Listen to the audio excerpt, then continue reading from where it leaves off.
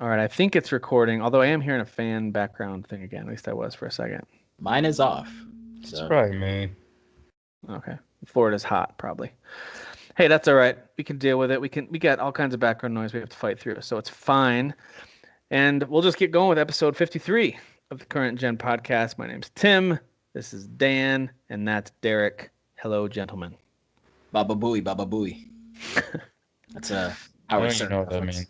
Howard Stern reference. You just So we have spent a lot of time in the last several weeks talking about a whole lot of video games, everything from 2020 Game of the Year debates to new stuff that's come out so far this year that we've been playing a lot of.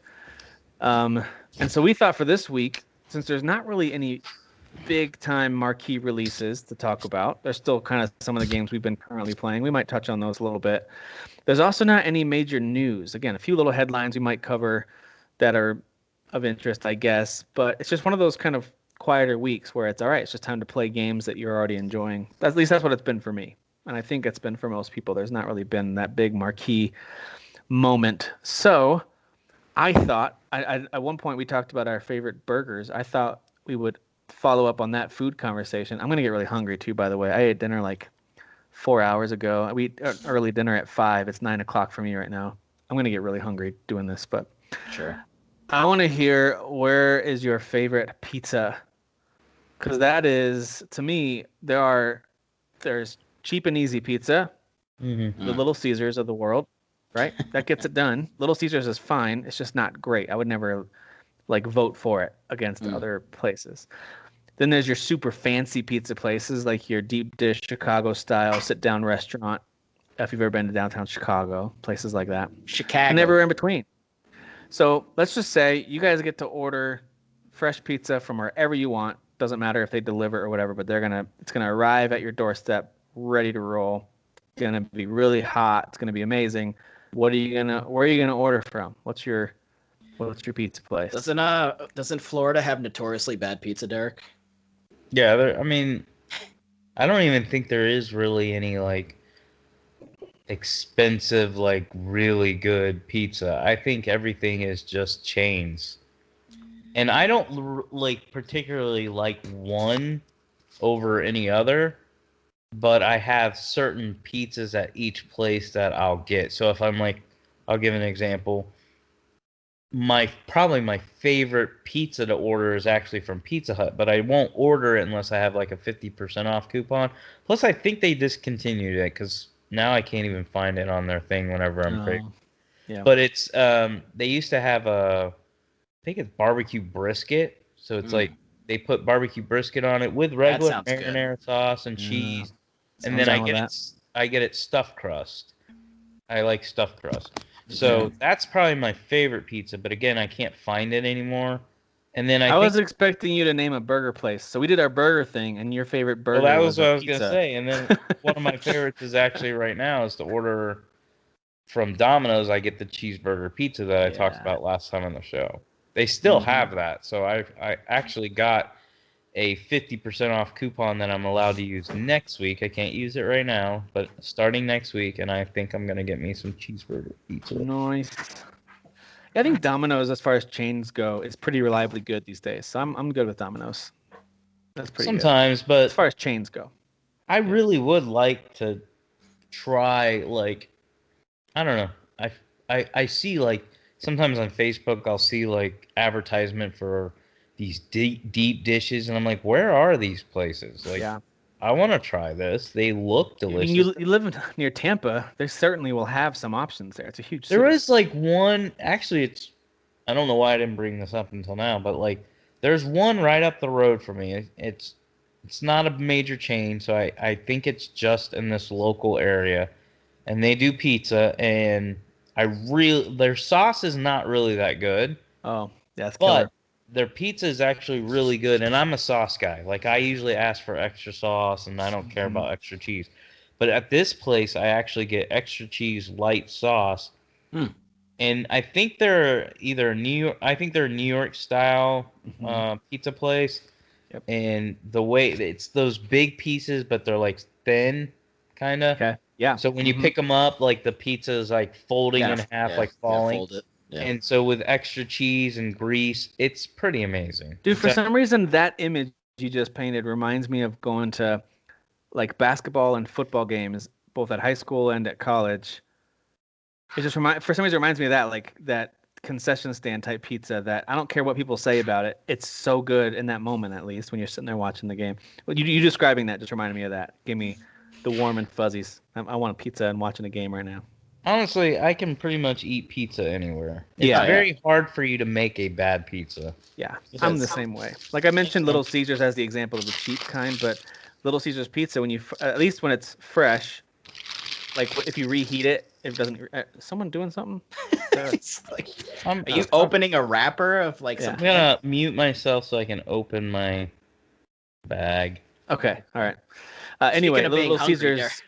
I'm with you, Derek. That I'm kind of okay with most types of pizza. Like even most frozen pizza gets the job done. If you're hungry for some pizza, it's fine. DiGiorno's is pretty. DiGiorno's is pretty good. Yeah, we get that from Sam's Club.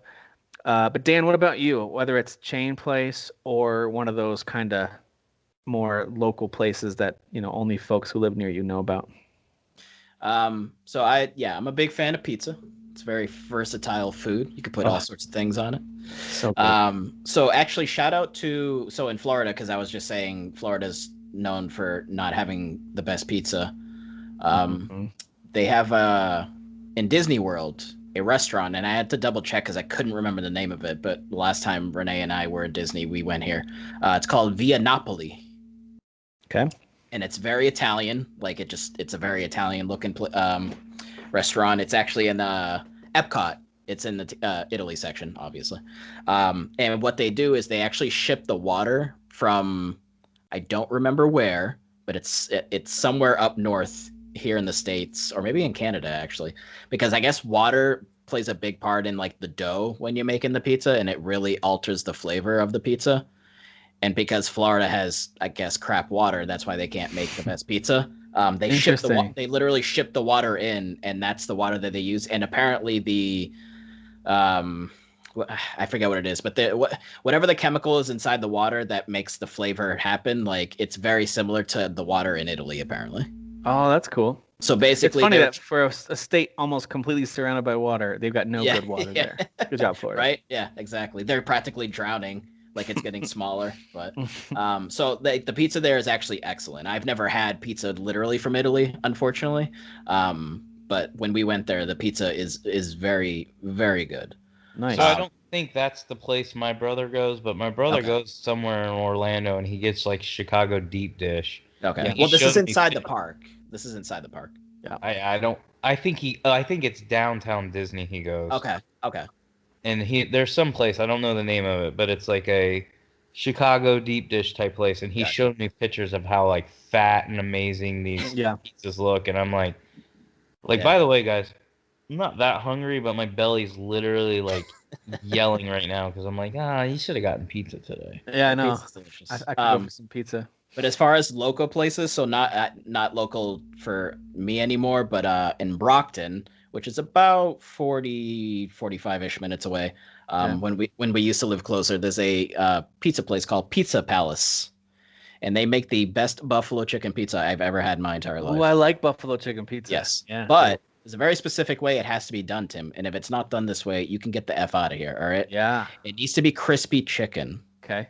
Do not use grilled chicken. I think grilled works, but crispy's better. Dried out cheap. Grilled is unacceptable, Tim. It's unacceptable. It needs to be crispy, and the sauce needs to be spicy, but not so spicy. Like I don't like when the buffalo sauce is replacing the tomato sauce, like the pizza sauce. I don't like that. Give me just the regular sauce, cheese, and then you do crispy chicken that's been sitting in the sauce, but the chicken's still crispy. You want the deep fried in buffalo seasoning, and then on top of regular pizza. Yes. Kinda. Yeah. Okay. Yes. All right. And then dip it in blue cheese, obviously. I was picturing more because I worked at a pizza place growing up, and from high school. Gosh, that was probably 5 years I worked there. Anyway, it was one of those local pizza places, family owned. They're still like the only pizza place in town, kind of thing. Yeah. And we did a buffalo chicken pizza that I liked. But I was the same way, because they would use the buffalo sauce, as instead of red sauce. Right. And then the chicken. It was grilled chicken and cheese and all. It was very good. It was actually pretty popular. But I liked it best when I would take the chicken, put it in the buffalo sauce. I would mix that all together. Yep. And then I would do a normal pizza, sauce, cheese on top, and then put the chicken on top of that. Now that you were almost there. You missed the crispy part, but you had the right idea, Tim. You had the right idea. We didn't have a deep fryer. That's fair. That's fair. But yeah, that sounds pretty good. Yeah, it's gotta be crispy because it adds texture to the pizza. You know what I'm saying? I guess I never had that. I do love fried chicken. I love when it's deep fried, but yeah, just think of fried chicken, but then you have the buffalo flavor, but then you also have just the flavor of just a cheese pizza, and all of that's just mixing. It's amazing. I'm on board, man. I'm on board. There's very few things that are on a pizza that I will reject that pizza. I'll try most pizzas. Derek, you mentioned. Oh, sorry. Was there any other ones, Dan? Except pineapple. You can get the fuck out of here with that shit. Sorry. I just get out. No. All right. Goodbye. See you later. Get out of here. Fruit does not belong on pizza. All right. I don't order it, but if somebody orders it, I eat it. Gordon Ramsay has said no. All right. I trust his judgment, but I'm right there with you, Derek. Like a lot of times, if we have a bunch of people, i.e., just my family, and we're all eating pizza, and if maybe we get 3 pizzas and we get half, they're all half and half to make sure we cover everybody's preferences. Sure. There's almost always a ham and pineapple option because I know my wife likes it. But if it's leftover or if that's like what's there, I'll still grab it and eat it. It doesn't bother me.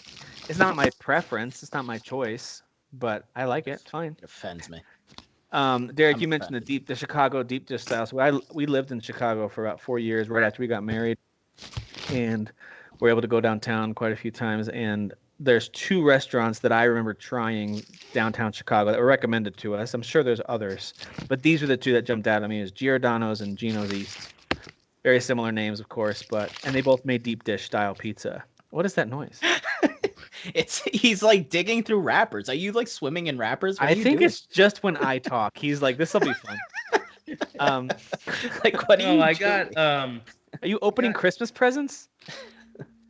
Can you see it? No. Oh well, clothes like what a shirt, underwear, sweater. Oh, what shirt is it? It's Jin Sakai. Oh, it's the Hot Topic shirts you ordered. Yeah, I got Jin Sakai and I got The Witcher came in. Nice. It sounds like you're digging through Halloween candy. Like, and it sounds like you're doing it right in front of the microphone. Okay, anyway. All that to say, the deep dish style, Derek, you are completely right. The description or the image that your brother sent, that's what it is. It's these they're really tall pieces of pizza that you almost have to use a knife and fork to eat because deep. It's real deep dish. Yeah. And like each piece almost feels like, I don't know if you like chicken pot pie, but when you eat one sliced chicken pot pie, you're really full already. You're like, I kind of thought I could eat more, but now it's filling me up real fast. Yeah. This pizza's the same way. You fill up on it so quickly. Anyway, it's so good. I thought both those places were fantastic. One of them I think uses corn flour for the dough, and the other one uses wheat. I don't remember. They use different ingredients, and that's kind of like the base thing that everyone argues which is better.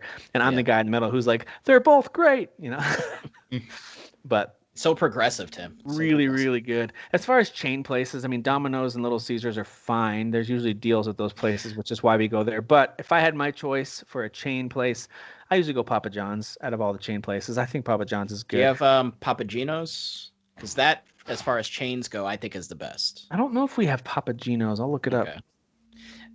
Maybe they're more common here out on the East Coast, but as far as because Pizza Huts are basically almost non-existent around where I live anymore. There used to be one in Stoughton, which is like near Brockton. Okay. But that was years ago. I haven't had Pizza Hut in quite a while. But Papa Gino's is pretty solid as far as chains go. It looks like there were a few Papa Gino's in town here, and they're both closed. There was 2 of them. They're both closed. Well, the pandemic, Tim. That'll do it. Taking away mediocre pizza. That will do it. Yeah, I think Papa John's is good. They have good sauce. I really like the sauce that they use. It's not like they are the be all end all, but I just think it's always quality. I've never ordered Papa John's and been like, oh, this isn't good today. It's always good. It's always good. I have had both Domino's and Little Caesars Caesars when I was like, did they forget something? Like it just doesn't taste right. To add flavor. I ordered Now- like from Domino's. I ordered like I was craving like buffalo chicken, so I ordered a buffalo chicken pizza, and they only had grilled chicken, Ugh. and they put bacon on it. So I'm fine with grilled chicken if you put bacon on it. Yeah. But Yeah, that gives it the the crunch, chicken was like dried out. They didn't have barely any sauce, any cheese. It was the worst pizza. That's because they buy it freeze dried. Yes, and it's they gross. just put it on the oven. Yeah. Yeah, I can attest to that, having worked in a pizza place. That's exactly what they do. Yeah. Unacceptable. Absolutely. I need you flipping the pizza around, you know. Ba-ba-da-ba-da-ba-da. You know, that kind of. So I actually did have a chance to travel to Italy with my dad when I graduated high school and had a couple of different opportunities while we were there for like 2 weeks maybe before we moved on to we did a bunch of different countries. It was really fun. Anyway, we were in Italy for a while and had pizza in Rome, which was fine. Like we were really worked up, like finally Italian pizza, and it was like, oh, this is okay. It was very dry. They don't use a lot of sauce. It's just a different style. Yeah. But I do think they knew the tourists were going to be there, so like they tried to Americanize it quite a bit, with different toppings that they wouldn't normally use, whatever else. So it was fine. It wasn't until we got to a couple of smaller towns that were up in northern part of Italy that we got pizza that I didn't recognize as pizza, but it was still delicious. There was almost pretty much no sauce involved, but the dough was delicious, and they melt cheese on it. And they had dipping options, all these different dipping sauces. So I don't know if that's normal, but that's what we had, and I thought that was great. Yeah. Although it didn't feel like pizza; it felt more like, breadsticks or just really cool pastries that you could dip in different sauces. That's interesting. Cool. I wonder why they don't do too much sauce, or like I like it to be balanced. I think we've Americanized it a bit. Interesting. To be honest with you. But I did have a bad pizza experience I was going to tell you about. It was right near my old job, and it was just opening, so they sent all the local businesses, like for their staff, for the next month, you get 50% off your first order or whatever. It was some kind of big deal. So I was like, all right, sweet, I'll order from this place. And I'm trying to remember what it was called so I can badmouth them. They're closed now. No, I think people like them. So it's like it's the kind of place where you really overpay for it and you don't get a ton of food. And the dough, it was like charcoal dough was one of their notable things. So it's like the dough's black, or at least it's really dark gray, which was cool. Like it was just aesthetically different. It still tasted like pizza dough, but it was one of those things where if the pizza I think we got a large, so it was like a 14-inch pizza, and then there was probably 2 or 3 inches of dough before you get to any kind of sauce or cheese. It's like it was spaced out, like all the good stuff was concentrated on this small space in the middle. And that was really disappointing because I was like, this is kind of like just holding this real dry, flaky dough, and then there's a little bit of flavoring on one half of it. I don't know. That's weird. Oh, it's called basil and barley. Yeah, like you don't need to fancy that up. Don't try to reinvent the wheel. Pizza's around, right? So that works. You get fancy pizza from someplace. We only got it there because it was discounted. And then as soon as you start eating it, you're like, I wish this was Domino's. It's bad pizza at that point. It's bad pizza. All right. Well, enough pizza talk. My word, I'm hungry now. I'm going to order pizza while we talk, I think. Teenage Mutant Ninja Turtles. Yeah. I do love some good pizza, though. By the way, what's your drink of choice when you're having pizza? Not beer. No? No, well, I don't drink beer, or I don't drink alcohol, but I don't know. Soda. I like black cherry. I like a black cherry cola. Okay, sure. Yeah, it's good. Derek, what about you? What's that? What's your drink of choice with pizza? Probably Coke Zero. Yeah, I do like a good Coke. Depends on the kind of pizza I'm having. If it's, because I do like a beer with pizza as well, just like with burgers, but. I don't know. I guess it depends on how much savory is going on the plate. Am I also having chips? If it's a burger, am I having fries? Then I might want a sweet drink as opposed to a beer. Because then it's just burger talk, and you need fries with the burger. So I know. Fries with pizza is good too, though, guys. Okay, don't count it out. It is. Fries with pizza is good too. But then that's less pizza potentially that you're eating. Yeah, that's true. That's a good point. All right. Well, now that we are hungry, and hopefully anyone who's listening is also feeling hungry. That's just the way it is. Sorry about that. There are a few headlines I thought we could cover from this past week and get your guys' thoughts on just a couple things that have happened, and then we can talk about maybe a few things that you've been playing, or maybe that you're excited about playing here in the near future. Hang on one second. I lost my notes on my phone. Okay. So we'll start off with Xbox. Derek, I'm curious what you think about this, or maybe you don't care because you already own a lot of these. But we did just get an announcement from Microsoft that a wave of sports games is arriving. They should be there now on Game Pass, thanks to their partnership with EA Play. But we'll get Madden 21, NBA 2K 21, NHL 21, Football Manager 21, and Star Wars Squadrons randomly. So a bunch of sports games and then Star Wars all coming to Game Pass. Does that do anything for you, or did you already kind of own the ones there that you were interested in? Sorry, my daughter got injured. I'll answer in a second. Go to Dave. Oh, is she okay? Do you need to go? No, she's all right. Okay. Well, I don't really play sports games, but I mean, in the past, if you did, which one would you play? You got Madden, NBA, NHL, and Football Manager, which I think is a soccer. Probably definitely NHL. I actually have occasionally played hockey over the years. Those are pretty fun. Yeah. And then like certainly soccer, or football, as I call in my homeland. But yeah, I would definitely do NHL. NHL is pretty fun. So I think I would still do Madden. Question? Sorry, Is everything cool? Yeah, she's cleaning up her room, and I guess she tripped and fell in glass, but it's not like she's not bleeding everywhere. All right. Well, if you need to go, just go ahead. But Game Pass is getting a bunch of sports games: Madden, NBA 2K, NHL, all the 21 versions of all the latest versions of all these franchises, and then Star Wars Squadrons. Does that do anything for you, or since you already usually buy the sports games you want, you don't care? I don't know. What do you think? I mean, the only one I bought this year was NHL 21, and I bought it on sale. I don't play sports games unless I'm in the mood. I did buy FIFA 21 when I found that cheaper on CD keys. Yeah. That one I played a lot of because that's the sport. I mean, I watch a lot of sports now, but the sport that got me back into watching sports, because I really wasn't watching sports, was soccer. So I actually bought FIFA 21 because I was like, man, I wanna play on the pitch since I'm watching it every 5 seconds. It doesn't excite me because I don't care about sports games as much. Probably because we have so many games now. Like when I was younger, all I played was sports games, like Twisted Metal, Mortal Kombat, and sports games. So I bought all NHL, NBA, NFL, college basketball, college football, all of that. And that's what I would sink tons and tons of hours in. Now, I do think if NCAA football comes out and NCAA basketball ever makes its way back, I do think those are the two exceptions where I would pour a ton of hours in because it's just something different about college over professional sports. I agree.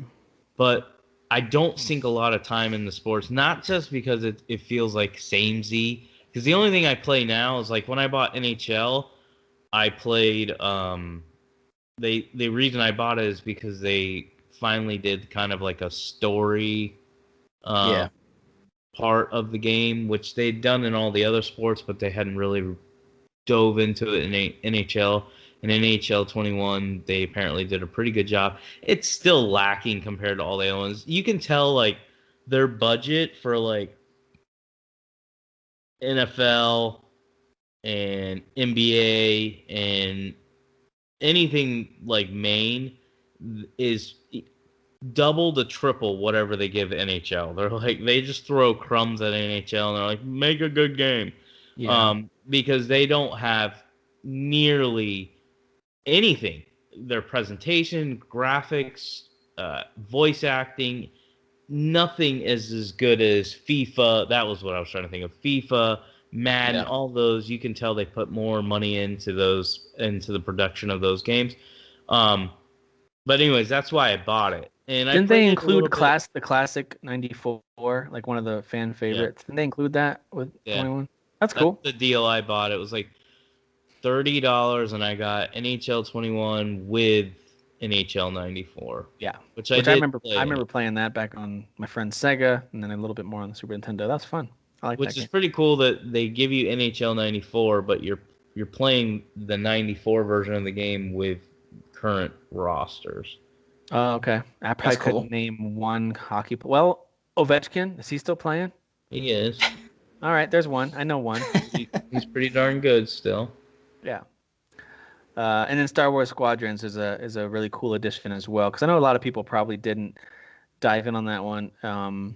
So that's a cool addition.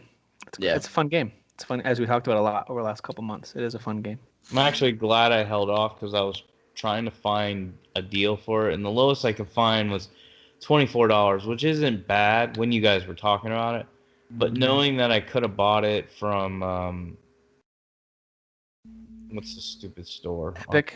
Epic. Yeah. I could have gotten it for $14 with my certificate and chose not to do it. I wasn't gonna buy it because I was like, nope. You could have gotten it. Once you see that low price, I'm not paying $24 for it. So now that I'm gonna get to be able to play it for free, yeah, it's a good one. It's a good one. So cool. Well, Dan, let's talk a little Sony. Sure. I know you wanted to talk a little bit about some of the 7 remake news that we didn't quite get to, or maybe there's been more that's come out. So we'll talk about that in a second.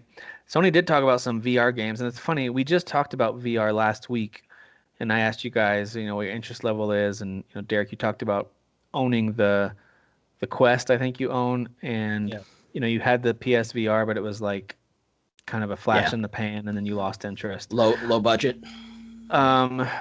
But we did hear that they're creating their next gen VR, which is interesting that they're doing that. I'm not saying it's great or horrible or anywhere in between. It's interesting that Sony's not giving up on it yet. Yeah.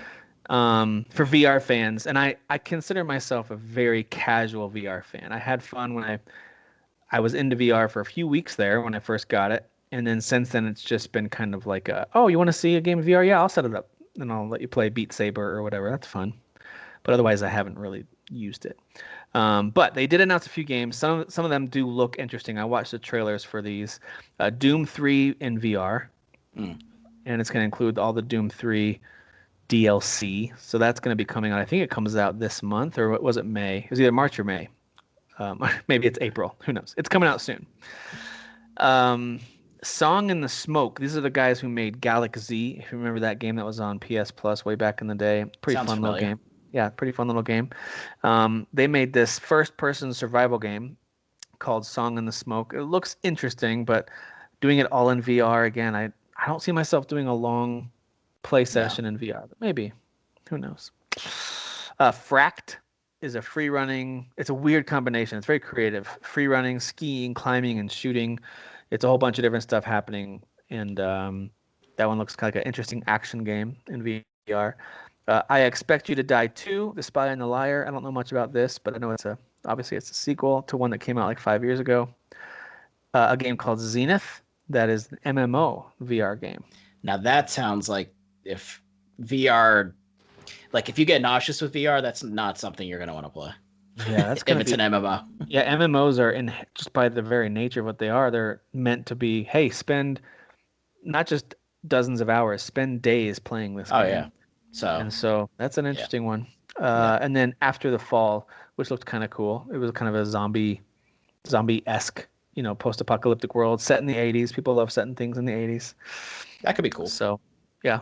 So again, some interesting software that's coming out for VR. VR is not dead by any stretch. It's just, I don't know. I'm not sure what those of us who are pretty hardcore gamers that like to sit in front of a screen and hold a controller and do the normal gaming experience.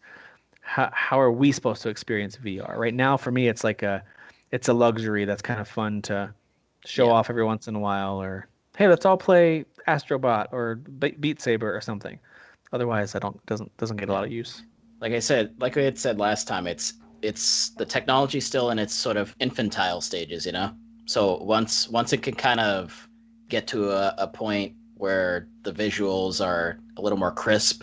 Right. And things run decently and they figure out movement in like the most efficient way they can, then I think it'll be more popular and maybe a little more mainstream. So Well, now that my son has read Ready Player One and watched the movie, he's like, when VR can do all that stuff, I'm in. Yep, there you go. He's gonna jack himself in. Yeah, he's And like, I that's, want to. I think the problem with why I'm not into VR, I think it's more like, for instance, the PSVR, yeah, it was, for most part, most games were pretty ugly. Yeah. But it was the setup. Like, I didn't like the fact that I had to choose between HDR on my PS4 Pro or having my VR set up. Yeah. Because if you set up the VR on your PS4, it eliminated like your HDR, unless you bought some other part or something like that. Plus, it had like 97 cables. In fact, honestly, I still own it, but I have no idea if I could even hook it up because I don't even know if I still have everything. I'm sure I just packed it all away when I got the PS5. It's all in the box now. So. Yeah, and it's worth nothing. Like if you try to sell it, nobody cares about it. But It's fair. But that was the PSVR's. That's how I felt about that. The reason I bought the Quest is I got a decent deal on it, and the selling point was no wires, and that is really cool. But a lot of the experiences on the Quest are pretty lame. I'm talking about like the type of experiences I want. They're your ones that people talk about, like if you want to play the Star Wars, the little small Star Wars game that comes with it, like the chapters and stuff like that. It's not a full-fledged game. It's just a gimmick, is how I look at it. If you want to play gimmicks, yeah, it's wireless. You want to play like a real like RPG, or if you want to play Half-Life, something like that, you have to be connected to your PC because you have to run it through Steam or something like that. And that's a pain in the butt too. There is ways to do it. There are workarounds, and I've tried it, but it wouldn't. Like I have Hellblade VR. I have it on PC. I didn't buy it. It came with, I don't know, a Humble Bundle or something like that. So I have Hellblade in VR. So I tried to run it through that. It would boot up the game and it just stayed black. And I'm like, this is so annoying. So point is once it gets to a place where you can own one headset that can run all games on all platforms with no wires and at pretty decent graphics and frames per second, that's when I'll be more interested. And going back to what I said, I think last week or whenever we talked about this subject, once it's also where they start realizing we can make these VR experiences great while using a regular controller too. Yeah. When we get that, that's when you'll see me go, I want VR. Yeah, I think Sony's trying to get there, right? With their new one, they want to develop a controller for you. But yeah, they're trying to incorporate the DualSense technology they were saying into it. Which, by the way, one of my new controllers already has horrible drift. On the DualSense. No, terrible. You got drifted. I got drifted. We bought that premiere access to that new Disney movie tonight to watch as a family. The Raya and the Last Dragon. Yeah. It's a good movie, by the way. We really enjoyed it. How much was it? It was $30 to get access to it. Yeah. Jeez. Do you own it or is it just access? We just have access to it. I'm not sure. It doesn't give me a timer, so I wonder if we just have access on Disney Plus now. I'm not sure if it's forever. I know it's coming to Disney Plus in June, so if people aren't in a hurry. But the bottom line is our kids saw the ad for it. They wanted to go to the movie theater, and we did the math on it. It was going to run us about $150 for all of us to get to the movie theater, get the snacks, pay a babysitter. It was going to run us easily over $150, or we spend $30 and watch it at home. So yeah, I think that works. So I was watching on the PS5, and then it's actually a really hilariously intense moment towards the end of the movie, and all of a sudden it kind of locked up, but then you can kind of scrub forward and backwards on the little timeline of the whatever you're watching. It was going by itself all the way back, and then I got the controller and I kind of moved it to the right and went back to the right and I let go and it kept going all the way back. Oh Jesus! I just bought this thing. I've barely used it. You should be able to take that back. I hope so. So, unless there's something crazy with the Disney app on PS5. The Disney app is like, listen, Disney, you have like billions on billions on billions of dollars. Get your SHIT together. Oh yeah, now you're gonna censor yourself. Yeah, that's cool. Well, I'm talking about Disney, so I shouldn't be swearing with Disney. or they'll just destroy this podcast. They would. They'll just melt it. True. But like, Cancel culture. they have so much money. Like, develop better technology. Like, Yeah. I don't know what it is with Disney. And I like the interface is good. I'm enjoying the content they're putting out, by the way. But it is not reliable. Yeah, it's not reliable. It doesn't function smoothly. Like, but I'll tell you what, when I was having those issues and I tried to switch to my other controller, and something with the app was locking up because of everything my controller was trying to do. Yeah. So I just turned off the PS5, fired up the old reliable Xbox One X, and it ran it like a dream. No problems. It ain't broke. Anyway, Don't fix it. Anyway, I know we kind of got sidetracked there. Good movie. I do recommend it if you haven't seen it. So Dan, tell me about the 7 remake stuff that we failed to expand on, or maybe they've added to since then. Yeah, they gave a bit more insight on just some details. So I just wanted to pull those up because they weren't being super specific. Obviously, they had dropped the trailer. Everyone saw the trailer. Everyone's like, "Oh my god!" And there's all kinds of clarifying questions that folks have, and I think are good questions. Like, if I own it here, what version will I have over there? And is the integrate content free? Is that pay? So there was a lot of questions floating around about it. Yeah. So actually, right now for the month of March, 7 Remake is free on PlayStation Plus. So that's cool. Both PS4 and 5, right? No, so for PS4. So it's the PlayStation 4 version. But you can play it on your PS5. You could play it on your PS5, but it's the PS4 version. I gotcha. Yeah. I gotcha. So that version cannot upgrade for free to the PlayStation 5 version. How do you upgrade it? You have to just buy it? I mean, I would think so. Either you buy like I don't know if it's going to have like a separate SKU, so to speak, in the PlayStation. So like if you were buying it digitally. Yeah, which, some kind of special edition or whatever. Yeah. But yeah, essentially that version doesn't upgrade for free.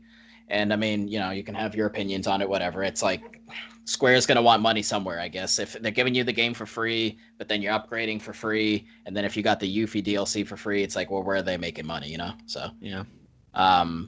But if you have the PS4 version, like the disc or digital version now, the upgrade to the PlayStation 5 version is free. So all of our versions, all of us, the three of us, the versions we have, will upgrade to PlayStation 5. Because we already actually bought the game. It's just PS Plus. Okay, got it. Yes. Now, say you don't know the game at all, and then June 10th is when Intergrade comes out, and the Yuffie DLC also on that same day. Say you don't know the game right now at all, and you buy it on the PlayStation 5. The Yuffie DLC is supposed to be like on the disc, or I guess if you're downloading it, just kind of bundled together. It's all just included. Okay. But if you just flat out buy the PS5 version on June 10th, you'll get the new content and everything. But we'll have to pay. We'll have to pay separately for the Yuffie DLC. We will, because we already own it. Exactly. So they've said they haven't said the amount of hours, but it'll be a couple of chapters long. Some of the chapters in the game are longer than others, but I'm gonna guess around 10-ish hours, which is more than I was expecting, to be honest. I'm gonna guess it's around 10 hours. Okay. Yeah, well, that's what I was thinking initially, but there's some decently long chapters in the game. There are more than others, so I'm thinking it'll be around 10-ish hours.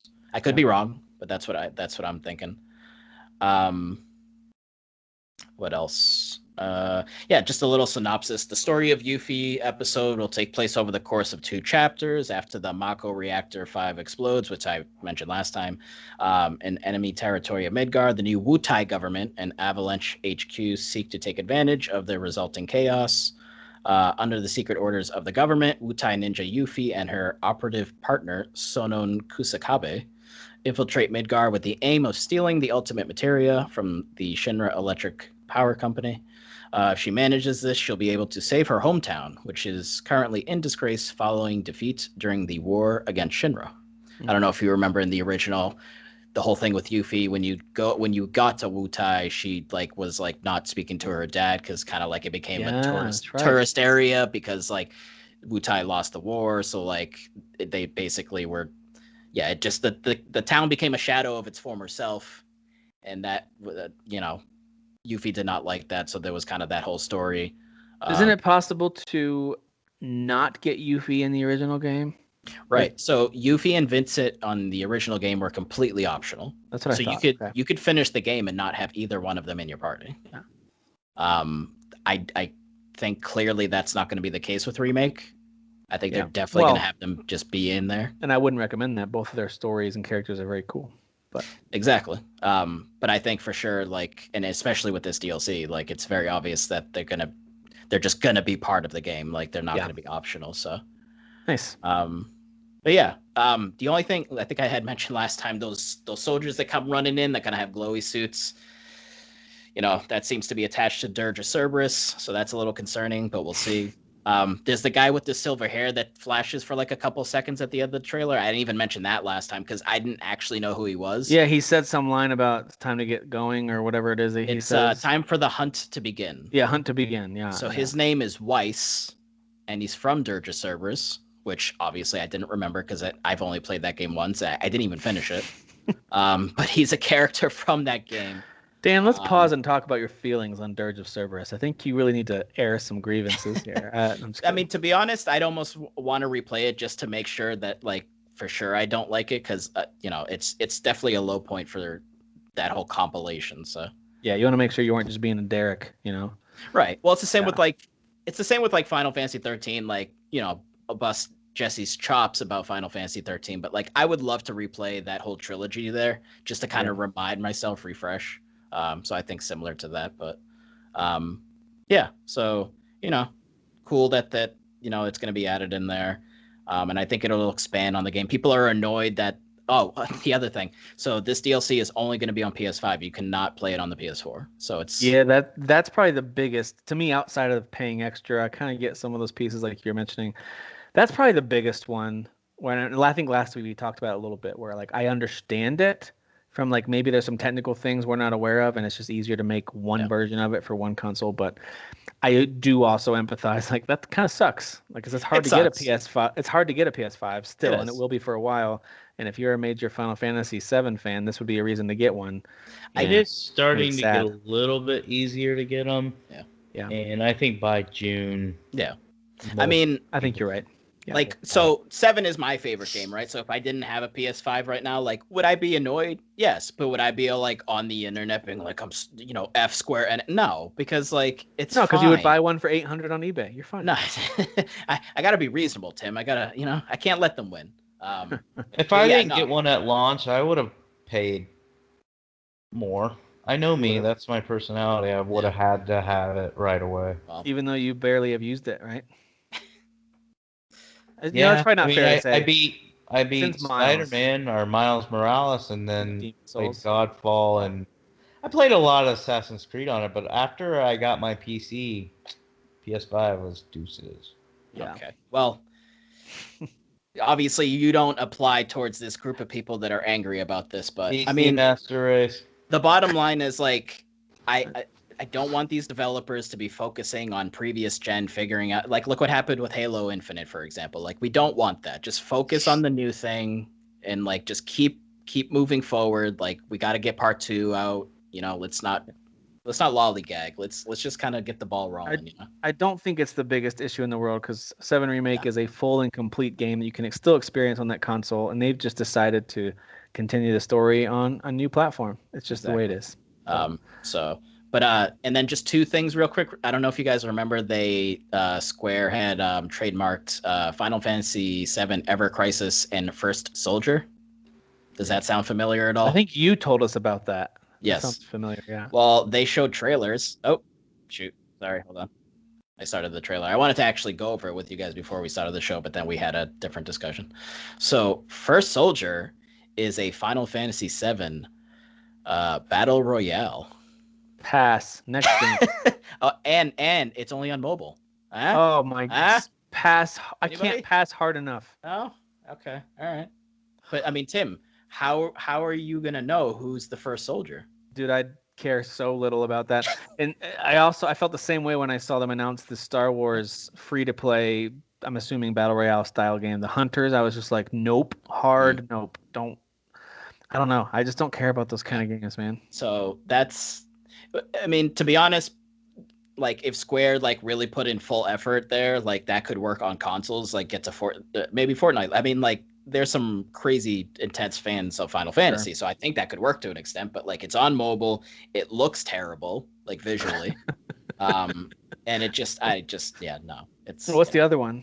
The other one's actually kind of interesting. So also for mobile, unfortunately, but I think it'll release on the Switch eventually.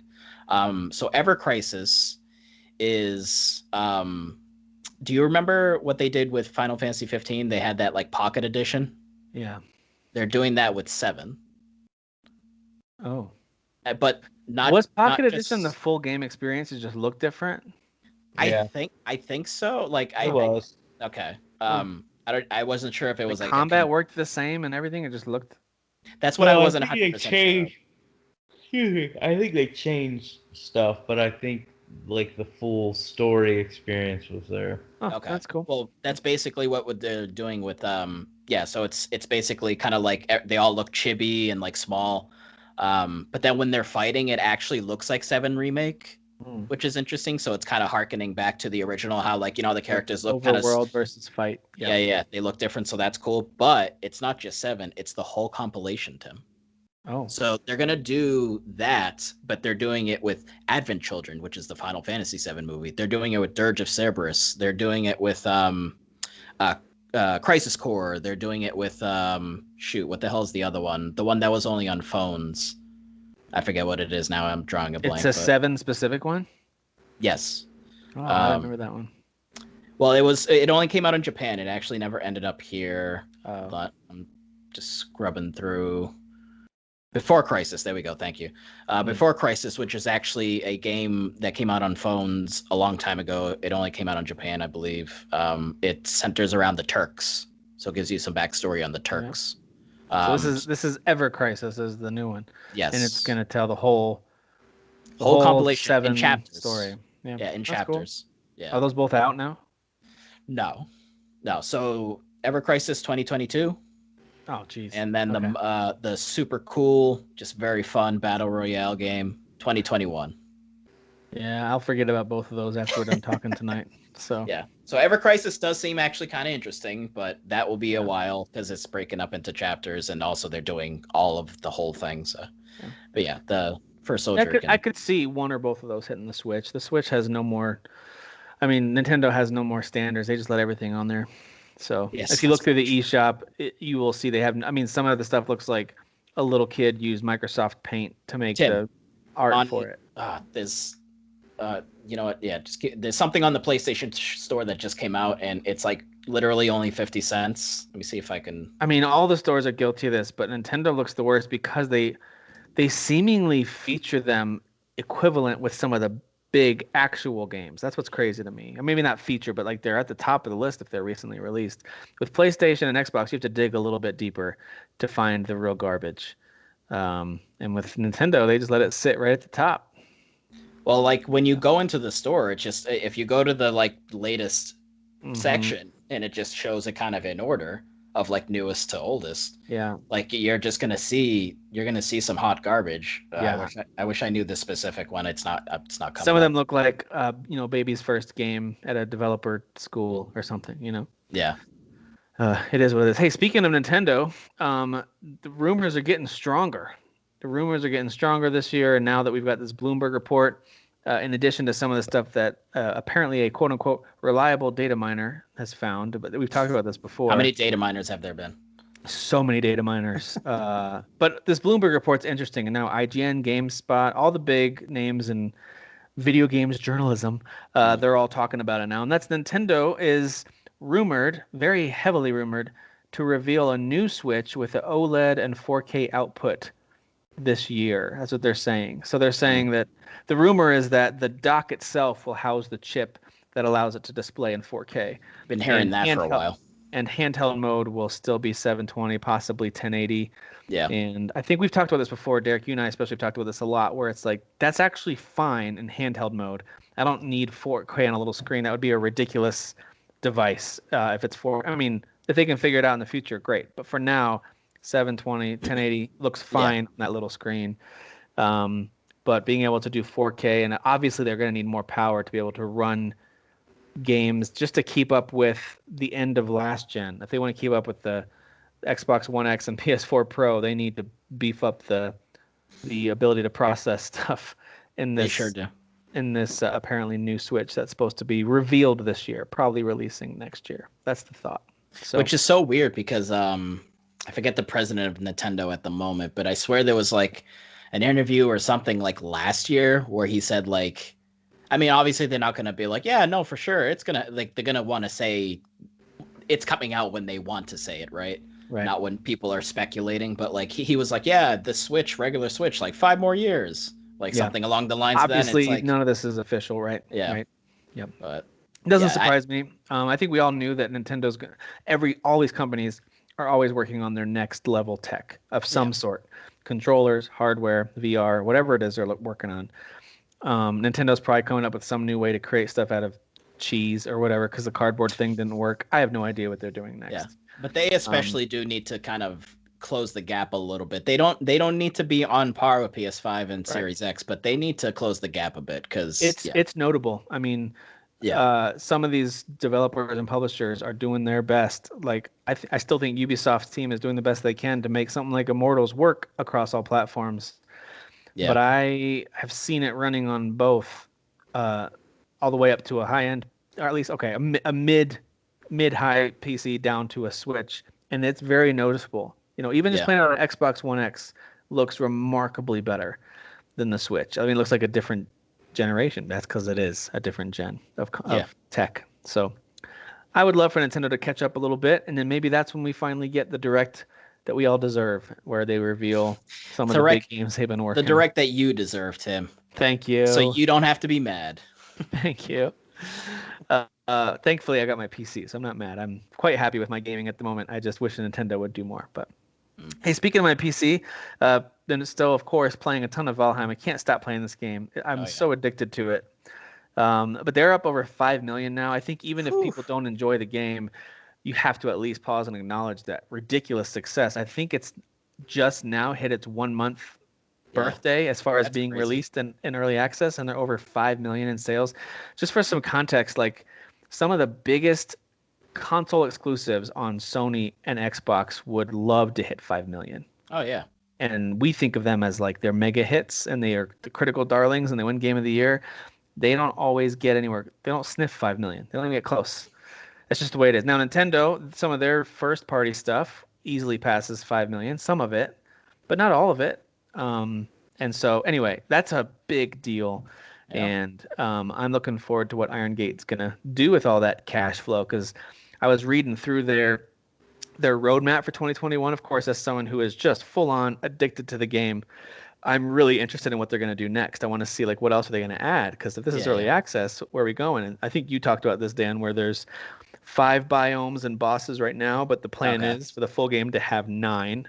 And so they're going to be one of the roadmap pieces in 2021 is to add that new biome and boss. But I wonder if they're going to ramp that up and be able more staff to build the game quicker. I don't know.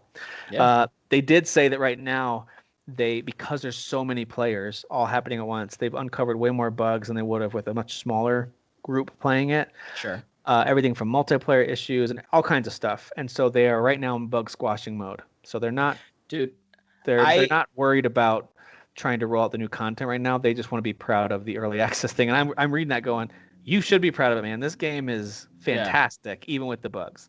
Well, like, I mean, so my Steam account says I've played about 18, 19 hours of that game. I don't think I've seen a single bug, Tim, like at all, other than like the game freezing for a couple of seconds here and there. Like, I get a couple frame rate dips every once in a while. Yeah, but like nothing's like when you're in the game, nothing's like broken. Yeah, like it works. I've only had one issue, because I've heard about a bunch of issues, like your gravestone disappearing randomly when you try to run back to it, like stuff that would be pretty upsetting, if you're playing and you want your stuff back. The one that I had happened to me recently, and thankfully it wasn't a big deal. I was able to figure it out, but I had parked my boat nearby the swamp area that I was exploring. I was way far away from home, and I had a bunch of really valuable stuff in the boat. All of a sudden, I heard a big crash, and I look over, and the boat's just gone. So the boat, for some reason, the game read that it took damage, even though it didn't. It was fine. It was just sitting there, so it just exploded. But all the materials for the boat and the stuff that was in there was floating in the water. So I just gathered it all up, built Okay. a workbench and rebuilt my boat, no problem. It was just weird. Like that's the one thing that I've had happen. Otherwise, only times I've seen any bugs is when you look online. Some guy goes to start mining something, and as soon as he hits with the mine, it casts him way up into like the atmosphere. Uh, He comes falling but back that's down. just fun. That's just fun. That's just good fun. Yeah, But that's just fun. yeah, I love the stuff they're doing. The first thing they're going to do is they're going to add Hearth and Home, which is you can really upgrade more with what you can build. Okay. And I'm really enjoying, as someone who's never gotten into Minecraft or the building parts of Fortnite, whatever else, this building, because I've tried Minecraft. I played with my kids. I tried it on my own. I didn't quite do it for me. Combination of visuals, setting. It just wasn't doing it for me. But this has a really fun, I almost feel like the building is kind of like a puzzle game in and of itself, trying to build stuff. It sure is. And I'm also right now, I'm trying to find the right spot to really set up like my quote unquote official, like I want to find a good location to really set up like, all right, here's where I'm going to move all my stuff. Yeah. And I'm going to have a fort, and I'm going to have a whole room that's just full of portals, because I'm not going to build a fort anywhere else. I'm just going to build little portal locations all around. I'm really excited about that stuff. But anyway, Hearth and Home adds a ton of building stuff. The Cult of the Wolf, they didn't really detail what that is. A lot of folks think that's going to have to do with maybe some NPCs or quest lines, or maybe some kind of additional enemy group. What did you hear something about it? No, well, so for me, like with Minecraft, for example, yeah, like my whole thing with survival games is like, and like with Minecraft, like I'm building things, that's cool, but like what's like, what am I working towards? Or like, it's just, there's nothing around me. There's no one for me to talk to. There's no one to sort of like make the world feel alive. You know what I mean? Yeah. It's just literally you in Minecraft, just like, and then like you build some stuff and you're like, cool, but there's nothing around besides enemies to fight. Like if in this game they can kind of make it so like maybe you could recruit people, like if you could build a whole town and then like build like a blacksmith and populate it, right? Yeah, like build a blacksmith shop and then like actually find a blacksmith and like have him come into the town and like actually work there, and like you talk to him and stuff. That would be super cool too. That would be cool, because the only NPC I'm aware of is the trader, and I did find him and I set up a portal right beside him, so okay. I can regularly go back and sell my stuff to him. But he's got like 7 items for sale, and once you buy them all, there's really no reason to go to him outside of clearing your inventory of treasures that you found. Yeah. So now I've got a huge stack of coins that I don't have any use for. So this is because it's an early access. I'm assuming they've got big plans for probably other types of traders, but also to give him more to sell and to that kind of thing. Yeah, if they could fill the world with like actual people, like that would be cool, and have there be like an economy and like, ooh, Tim, building multiple towns and then having people live in those towns, and then you can have people like with carriages going in between towns and like trading and stuff. Tim, I'm telling you. Yeah, there's a lot of potential there. They could add some political pieces to it. There's a lot they could do that's fun, but I'm really enjoying it, and it's fun to see a smaller developer kind of hit gold like this. I don't think they knew what they had on their hands. I think they knew they had a fun game. They just didn't. I don't think no one can anticipate something taking off like this. But so that's obviously what I'm playing. Dan, are you playing Bravely Default 2 yet? I know you got it. Are you playing it? Yeah. And Derek, I know you canceled your Bravely Default 2 order, right? Which smartly so, because I'm the game says I'm 6 hours in it. I feel like I haven't been playing for 6 hours, but it's saying I have. This is not a game for Derek. It's just not. It's just really not. Not anymore. I liked the first one, but I knew I wouldn't bother beating it, so I didn't want to waste my money.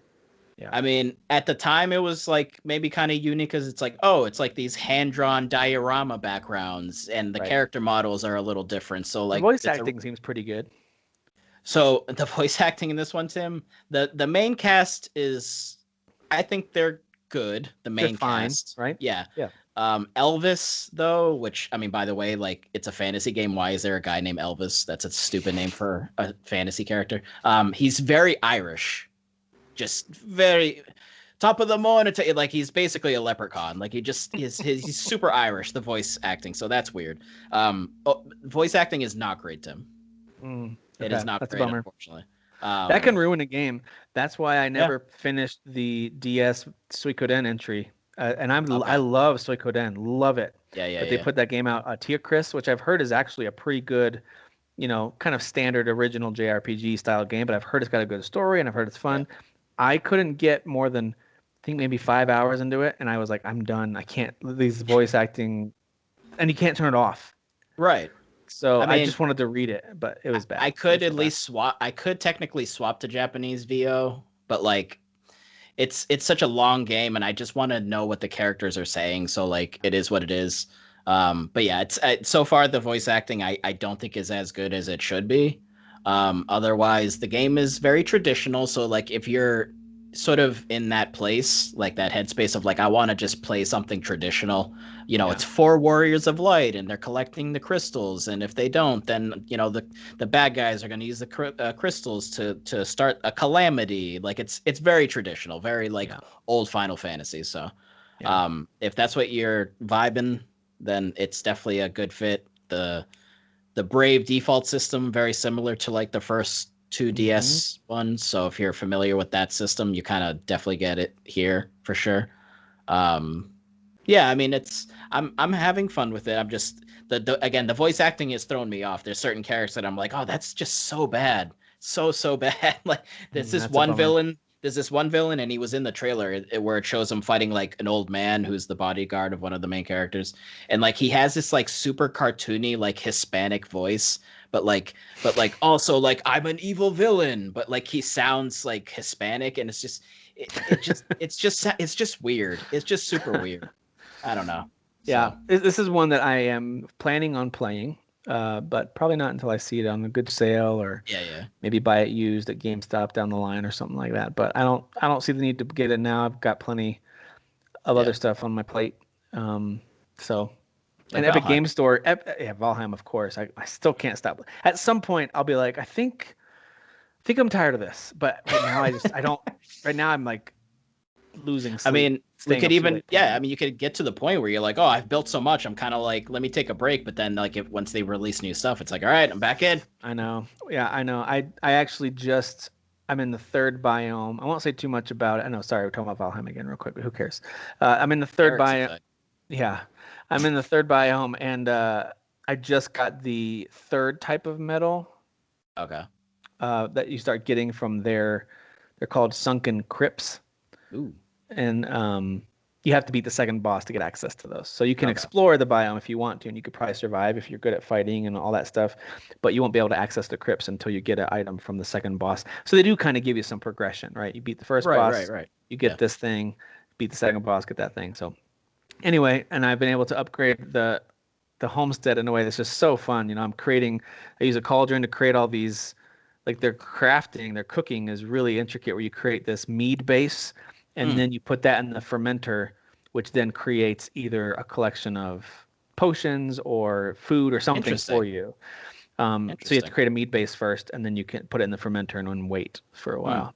And then Yeah, it's ready. I finally just finished my home, like literally yesterday. It took me like 3 days. Yeah. It's so satisfying though.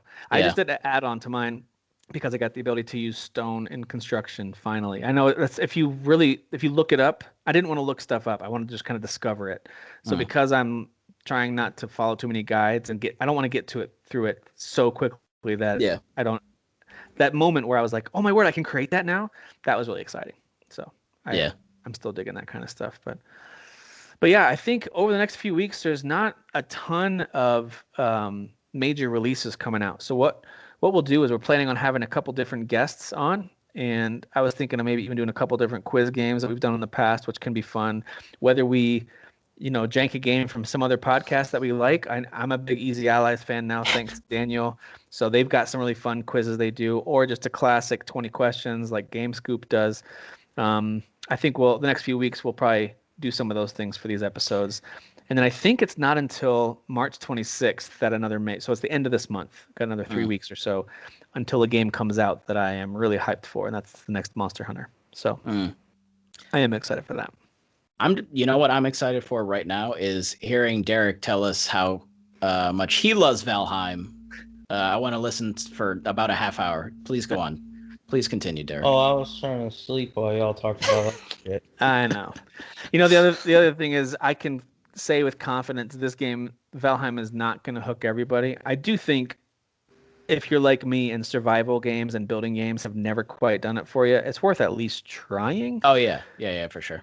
Because it's just different than all those. But it's not. I I mean, I hovered totally. over the buy button, but I was like, no, I'll never play with them, and on my own, I'll Yeah. just get angry that I spent $20. See, like a part of you I deep gotcha. down somewhere wants to try it, but then you think of us, and you're like, just to spite us, you're like, I'm not gonna do it. I'm not gonna do it. Actually, I could see someone looking at that like, I might buy it, and they're like, 5 million. Oh, they've had enough. I'm not gonna. Yeah. They've made too much money. They've made too much. I'm out of here. Let me give Ubisoft some money. All right, these guys are these guys are. All right, well, we'll wrap it up for this week. Thanks, Dan and Derek. I know it's late where you guys are, so I appreciate you taking time to chat. And I'm going to go eat some food. I am going to finish up Judas and the Messiah. Wait, what's the name of that movie again? It's that new one that's on HBO Max. It's a good one. No idea. Hang on, real quick. I got to give you this recommendation before I go. Judas and the Messiah. It sounds like some religious nonsense. No, it's a historical. It's a historical movie about Fred Hampton and the Black Panthers. I actually have a. If you have 60s. HBO Max, I highly recommend the show Warrior. Oh, that's on my list. I'm gonna get to that next. All right, I'm glad you mentioned through it. season 1, started season 2, and it's really good. If you have HBO Max, I recommend the Ghibli movies because they're on there. So that's pretty cool. Ghibli? No. Yes. Please go watch Judas and the Black Messiah, and it's the story of Fred Hampton and the Black Panthers, and then the guy who got recruited, let's say, by the FBI to go undercover with the Black Panthers. It's a good movie. And then I also watched Little Things with Denzel Washington. Didn't think the overall movie was that great. Like when the credits wrapped and I saw kind of what they decided to say happened, I was like, whatever. I didn't love that, but Jared Leto, Denzel Washington, and Rami Malek, amazing actors. They put in good performances. Movie itself is just okay. What I really care about is in 2 weeks, Kong versus Godzilla. Yes. Yes. Yeah. So what do we Godzilla, King Kong, who's I think they're showing their hand too early. I think they're making it look like Kong is dominating in the trailer. So I think Godzilla's going to win. I don't think either one's going to die, but I think Godzilla's going to win the fight. I mean, Godzilla is a giant dinosaur, like shoots like a freaking power beam out of his mouth. Like, come on. Well, the trailers keep showing Kong getting the upper hand as we were watching the trailer. But did I lose you? You there? No. Yeah, no, we're good. Okay. Anyway, I'm excited for that one. There's a couple other movies coming out that I think will be good. But Derek, thanks for that reminder on Warriors. I just wrapped up WandaVision and I loved it. I thought it was fantastic. I didn't like it at first. I thought it was kind of a weird show at the beginning, but as a full 9-episode arc, I think it's really well done. I liked it more in the beginning, liked it less as it played out. Did you see the ending of it yet? Yeah, I watched this morning. So without spoiling it, is there a purpose to the whole them having the different themes of sitcoms? They explain all of it. Yeah. Okay.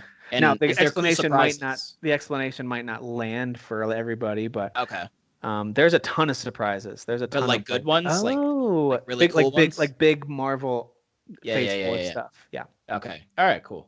Yeah. At least a couple of them.